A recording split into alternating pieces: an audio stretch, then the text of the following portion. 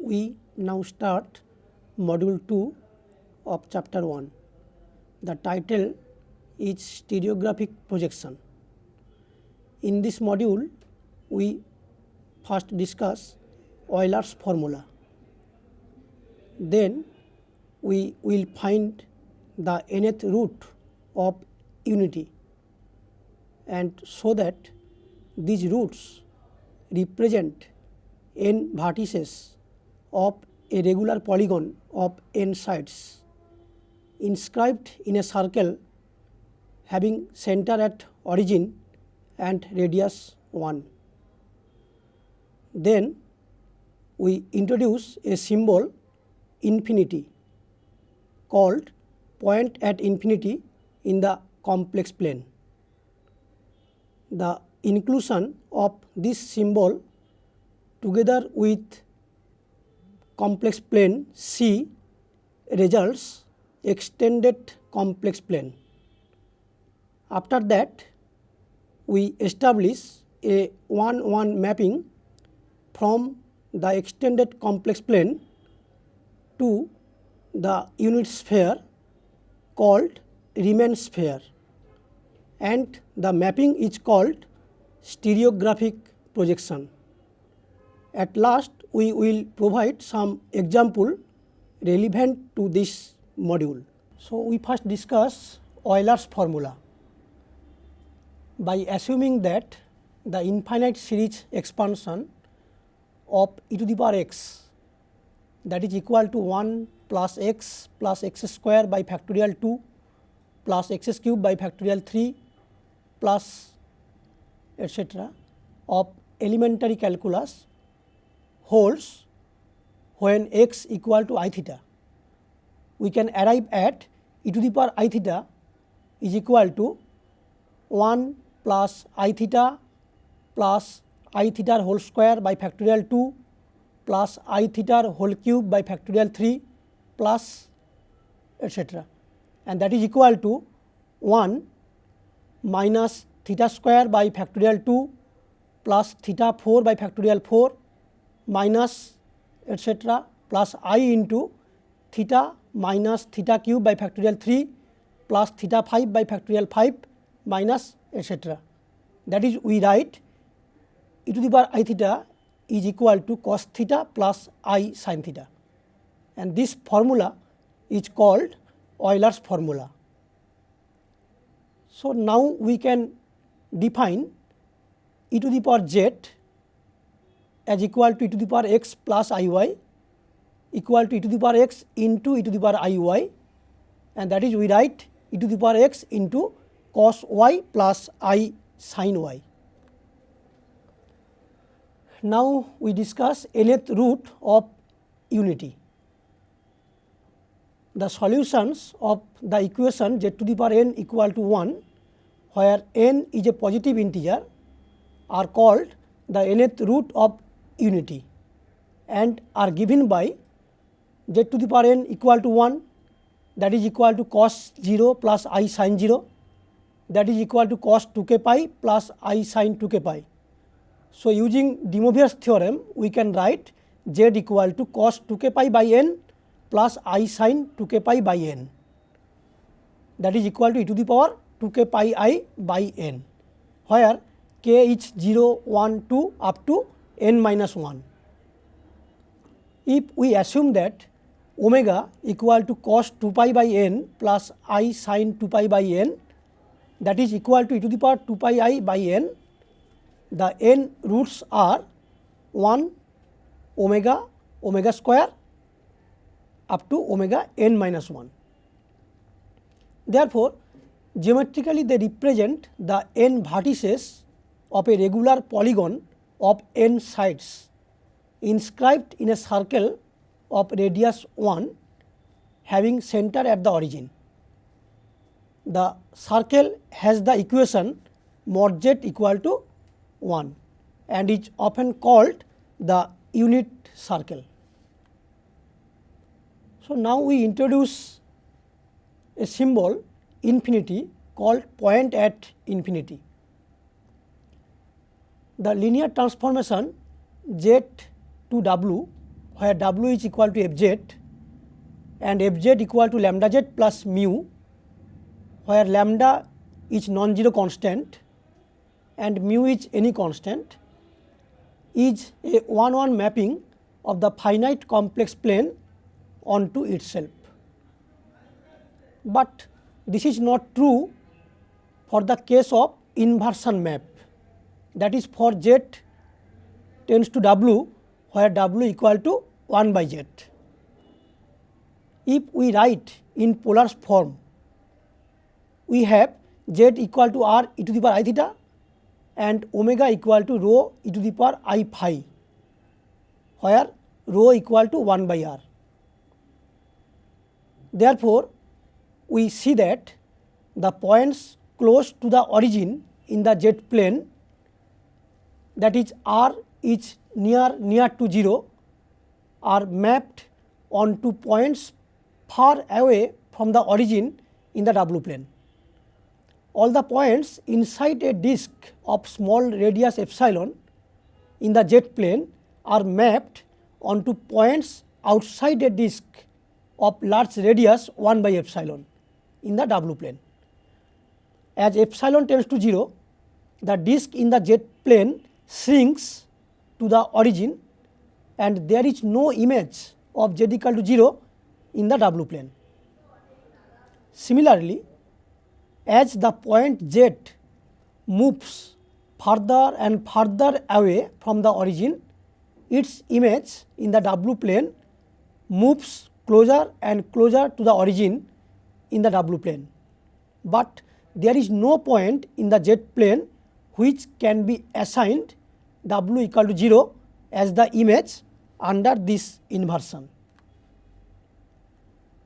It turns out to be useful to introduce the concept of a point at infinity or z equal to infinity as a formal image of z equal to 0 under the inversion map W equal to 1 by z. The point z equal to 0 can then be regarded as the image of the point at infinity. The use of z equal to infinity will always be understood in terms of a limiting process W tends to 0, where W is 1 by z. To examine the behavior of a function fz at z equal to infinity, it suffices to let z equal to 1 by W and examine the behavior of the function f 1 by W at W equal to 0.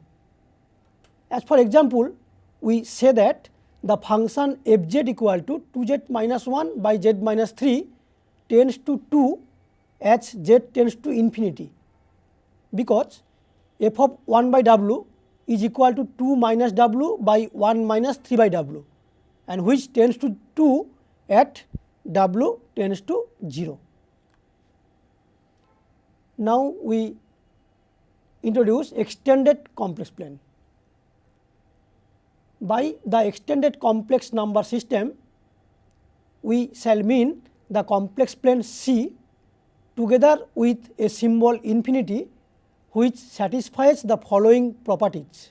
Number 1, if z is any complex number finite, then z plus infinity equal to infinity, z minus infinity equal to infinity, and z by infinity is equal to 0. Number 2, if z is any non-zero complex number, then z into infinity gives the result infinity and z by 0 gives the result infinity. Number 3, infinity plus infinity equal to infinity into infinity equal to infinity. Number 4, if z is any finite complex number, then infinity by z gives infinity. The set C union point infinity is called the extended complex plane and is denoted by C infinity.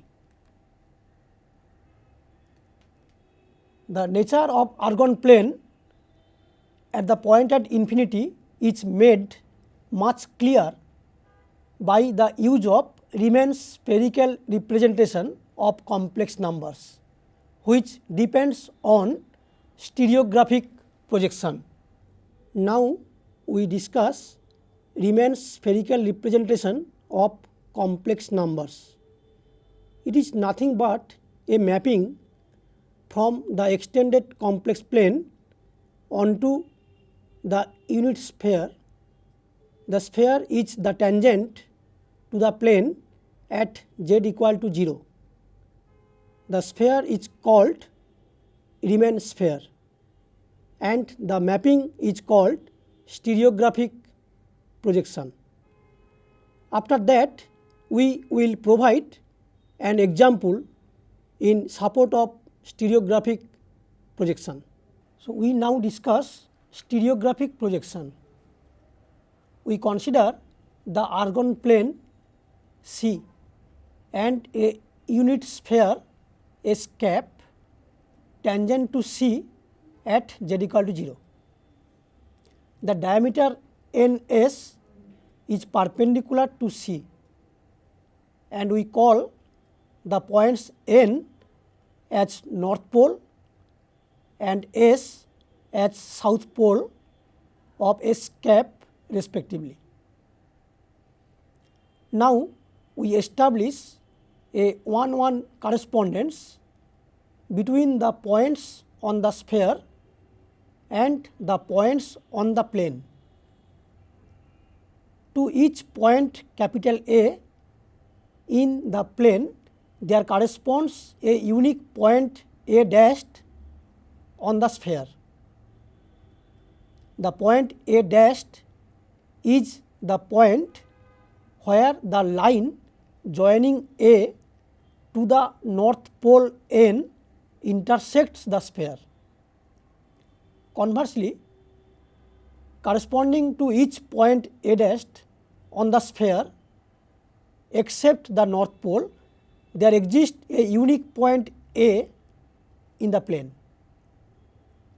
By defining that the north pole N corresponds to the point at infinity, we can say that there exists a 1:1 correspondence between the points on the sphere and the points in the extended complex plane. This sphere is known as Riemann sphere and the correspondence is known as stereographic projection. For this, see figure 1.1, and this is our figure 1.1. Here C is the complex plane, S cap is the unit sphere which is tangent to the plane at z equal to 0. N is the north pole, S is the south pole. Corresponding to any point A, we join line NA, it intersects the sphere at A dashed. So, in such a way we can establish a 1:1 mapping from the plane onto the sphere. As for example, we consider the sphere as x1 square plus x2 square plus x3 square equal to 1. The plane of projection we take as x3 equal to 0 and let 0, 0, 1 be the coordinate of n. For any point A dashed whose coordinate is x1, x2, x3 on the sphere, we have point A whose coordinate is x, y, 0 in the x3 plane, where the line N A dashed meets the plane of projection. Obviously, the points 0, 0, 1, x1, x2, x3 and the point x, y, 0 are collinear, and then the equation of the line is x1 by x equal to x2 by y equal to x3 minus 1 by minus 1. From this, by solving, we get x equal to x1 by 1 minus x3 and y equal to x2 by 1 minus x3. Therefore, we get z equal to x plus iy, that is equal to x1 plus ix2 by 1 minus x3. From this, we get modulus z square is equal to x1 square plus x2 square by 1 minus x3 whole square, and that is equal to 1 plus x3 by 1 minus x3, and hence we get x3 equal to mod z square minus 1 divided by mod z square plus 1. Also we see that z plus z bar by mod z square plus 1 is equal to x1, and z minus z bar divided by I into mod z square plus 1 is equal to x2.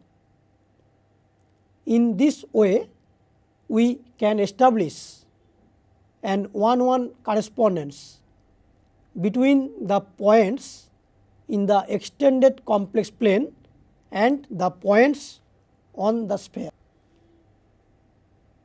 Now, example: find all the roots of the equation z to the power 4 minus 1 minus z whole to the power 4 is equal to 0. So, solution: we assume that w is equal to z by 1 minus z. Then the given equation becomes w4 is equal to 1, and we know 1 is equal to cos 0 plus I sin 0. That is, we can write cos 2k pi plus I sin 2k pi, where k is an integer. Therefore, by De Moivre's theorem, we can write w equal to cos 2k pi by 4 plus I sin 2k pi by 4, where k is 0, 1, 2 and 3.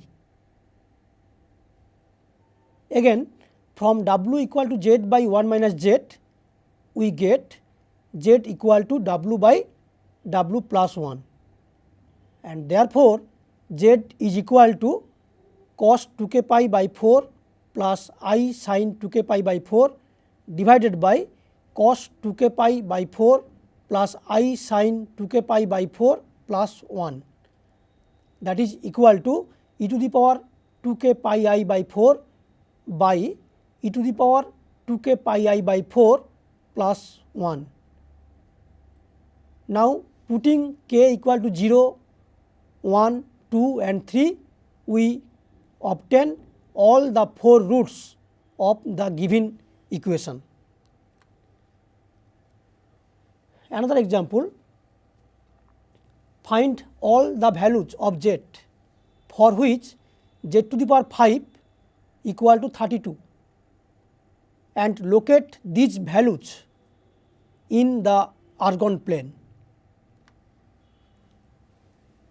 So, we have z to the power 5 equal to 32, that means 32 into cos 2k pi plus I sin 2k pi, where k is any integer. So, this gives by De Moivre's theorem z equal to 2 cos 2k pi by 5 plus I sin 2k pi by 5, where k varies from 0 to 4.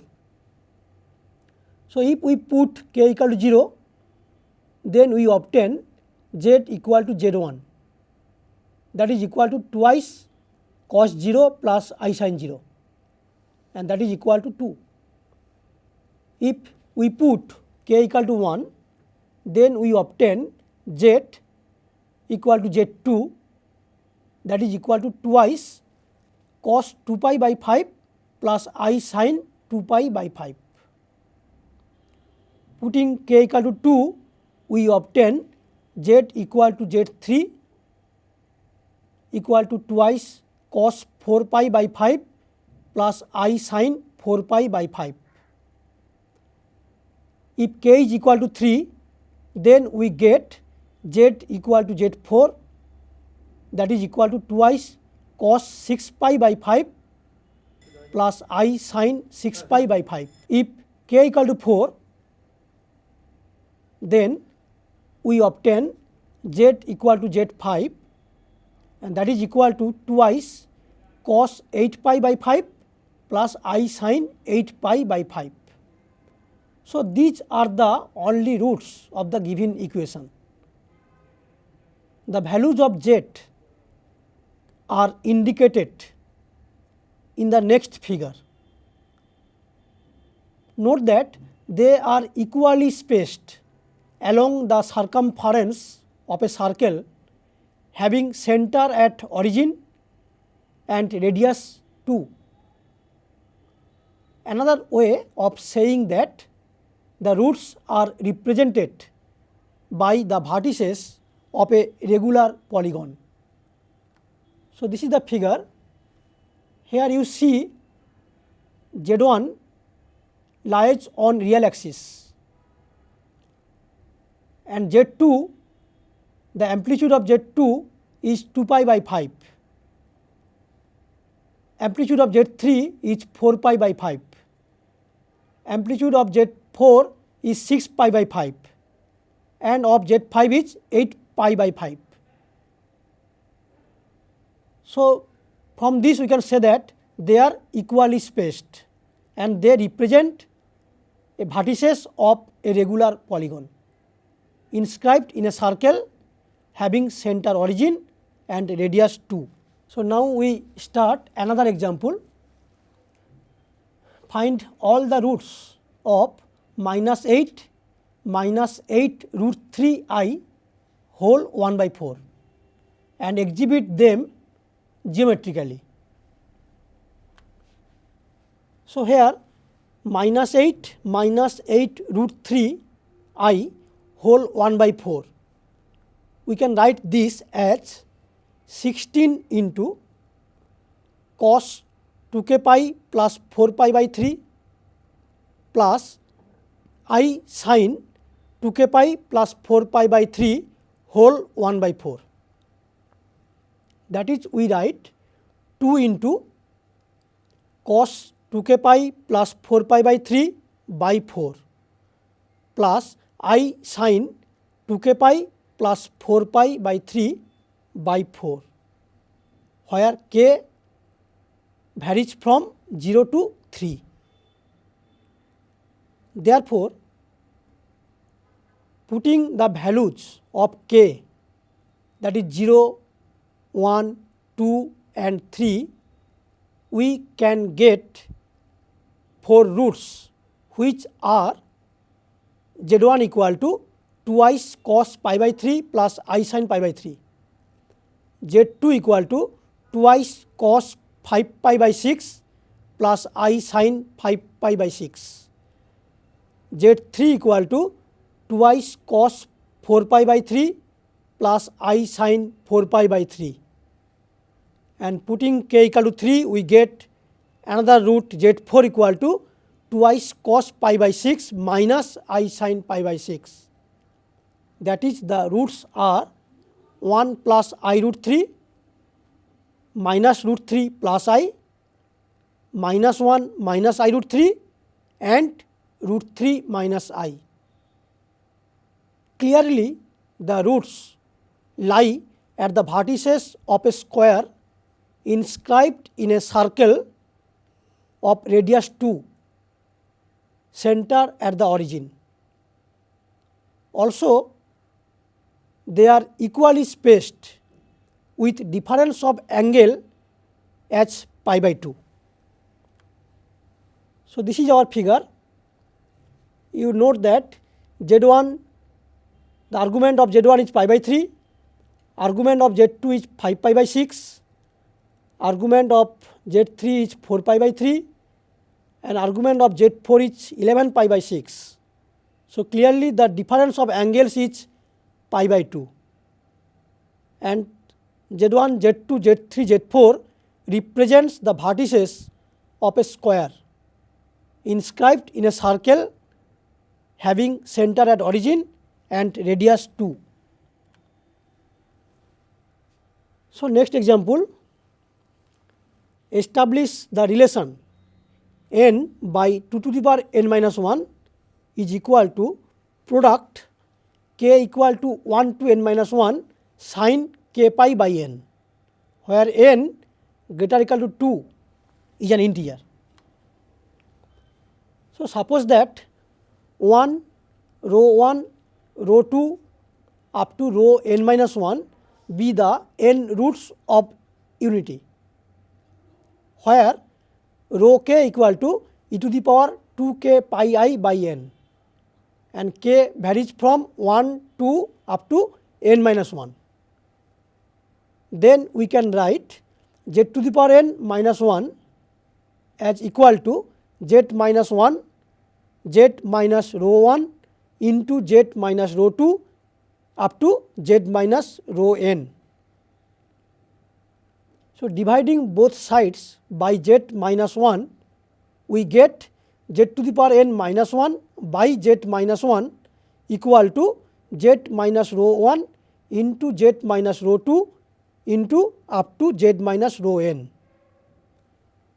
So, letting z tends to 1 from both sides, we obtain n equal to 1 minus row 1 into 1 minus row 2 up to 1 minus row n minus 1. So, now we take conjugate of both sides, and then we get n equal to 1 minus row 1 conjugate into 1 minus row 2 conjugate up to 1 minus row n minus 1 conjugate. So, therefore, multiplying the above 2, we get n square equal to product k varies from 1 to n minus 1, 1 minus row k into 1 minus row k conjugate, that is equal to product 1 minus e to the power 2k pi I by n into 1 minus e to the power minus 2k pi I by n, where k varies from 1 to n minus 1, that is equal to product twice 1 minus cos 2k pi by n, where k is 1 to n minus 1, that is we can write product k equal to 1 to n minus 1 for sin square k pi by n, and that is equal to 2 to the power 2 into n minus 1 product sin square k pi by n, where k varies from 1 to n minus 1. Now, taking the non-negative square roots from both sides, we obtain the required result. At the end of this module, we came to know the Euler's formula, the nth roots of unity and their geometric behavior, the concept of point at infinity, extended complex plane, and a 1:1 mapping from extended complex plane to the unit sphere called stereographic projection. We also discussed some relevant problems. For more problems, you can see self-assessment part. Also, you can consult any reference books. This ends module 2 of chapter 1.